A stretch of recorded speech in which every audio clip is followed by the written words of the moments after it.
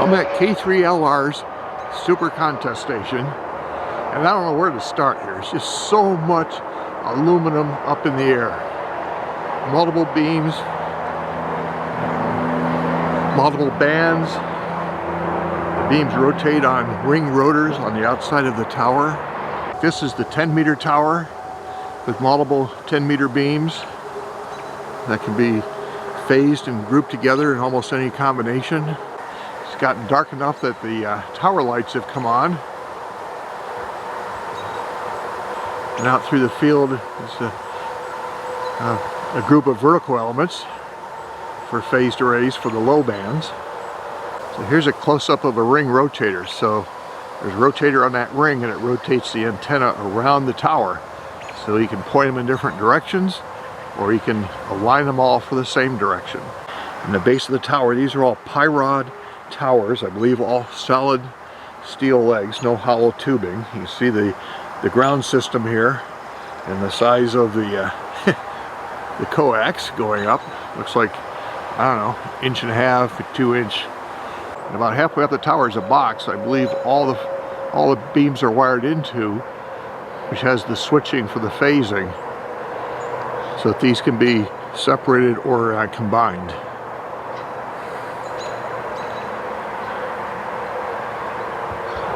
A couple of the guy anchor positions. There's nothing amateur about what's going on out here. This is the 260-foot tower. And on here are 3 40-meter beams. It has a kind of a dual driven element system, kind of a passive thing, but it flattens out the SWR to like 1.2 across the band. And further out in the field is a whole series of verticals that make up a 4-square array. These are phased together so you can change directions. So out there is the 160-meter tower, and there's wires that come off there, and he can select the phase of those and basically rotate the signal. Unbelievable. Really impressive. Let's take a look inside. So there's a lot of antennas outside and a lot of coaxes. This is one of the 2 areas that they're coming in, and you see that looks like at least 1 inch or larger. And here's another bunch of coax. So now I'm downstairs in the Superstation, and Tim, we're getting set up for Ham Nation, so he's checking out Skype. You can see all the operator positions around the room here. And you can see a radio and an amplifier, single band amplifier, and we saw those antennas with all the ring rotors. Well, each rotor has its own controller here. So you can turn them in the same direction or point them in different directions and split them up. And here's one of the ground points that I found here. You can see the big copper strap and the braids going to the various pieces of equipment.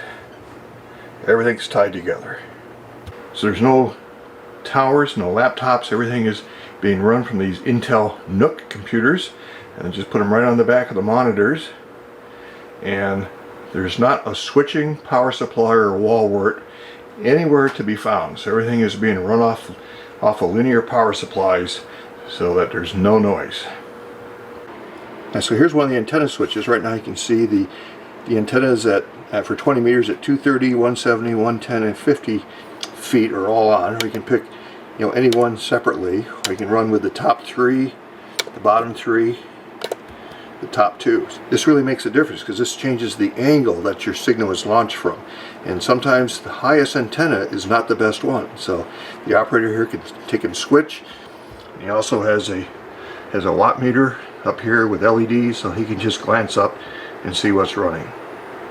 And the walls are just filled with awards from all the various contests. Of course, the big geochron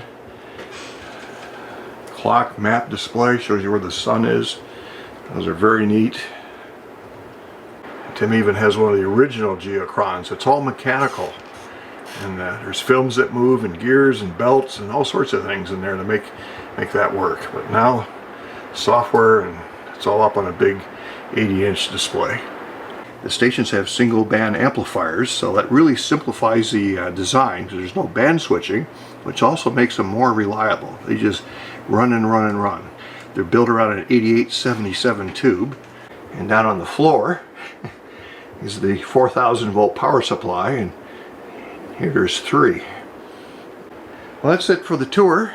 Just a quick one. We're about ready to go on the air with Ham Nation tonight, so I want to thank Tim for showing me the shack and showing me around and having a great time today and also yesterday at DX Engineering.